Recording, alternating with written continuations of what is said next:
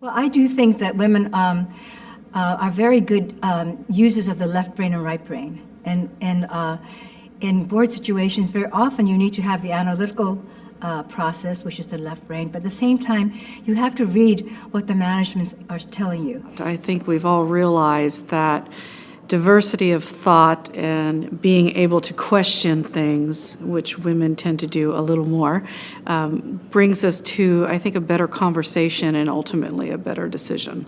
Another strength is that we can be humble, and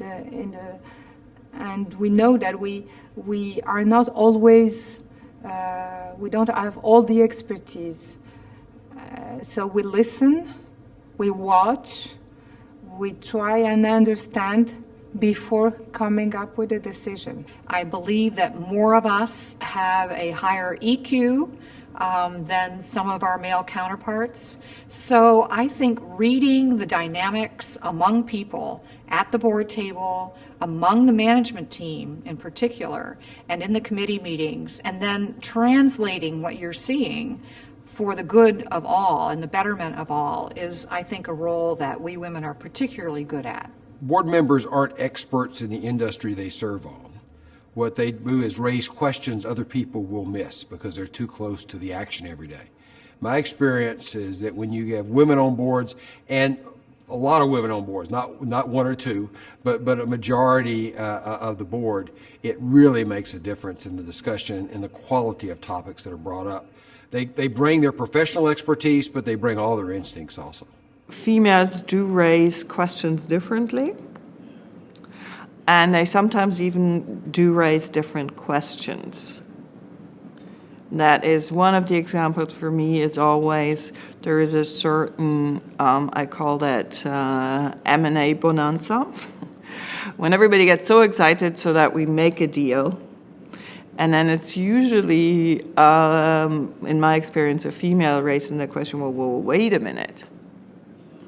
Why are we actually doing this? And does this really fit the strategy, or are we just deal-minded at that moment? I think women are often very good listeners, and I think it's important for a board member to listen and to listen carefully and reflect on what they've heard. They also are very good at reading the body language and some of the unspoken words.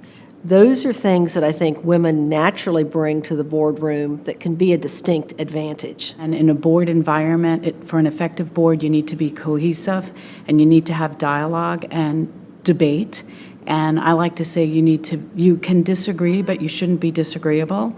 And I believe that women can add that to the conversation, and they're not as threatening as sometimes maybe a male is, because they grew up in a hierarchy where it was command and control, and maybe women were just more willing to be collaborative. So I think that's really important that as a woman, you bring that to the boardroom and you make sure that there are discussions and debate about issues, that it doesn't just get tabled very quickly. There are so many things that I think women do well, one of which is not being afraid to ask a question that a lot of times you know from experience other people are thinking, but they don't really want to ask. The other aspect, I think, is maybe if your question is not answered from the audience, from the company side, so you're on the board, you ask a question, it's obvious that there's a miss in the way the question was answered. I think sometimes another board member, but particularly women, can follow up and say, you need to ask the question another way, in a way that just sort of avoids some of the sidestepping, or could enunciate the question in a different way that would bring out something that the person on the company side meant to say. I think women have a different perspective on things, on a lot of things, and bring a different level of experiences. Also, statistics show that boards with women on them tend to have a higher ethical focus. Women ask more questions about ethics and integrity, and I think that's really critical, particularly in today's environment. There are different ways in which women lead. There are also different ways in which women collaborate. And when you introduce a woman into a board that's been all male, you get a different set of dynamics. And it's actually very invigorating. It's just like going to a dinner party with old friends, and it's great to see them, but it's the same old. You introduce a newcomer on the block who may be different perspective, different country.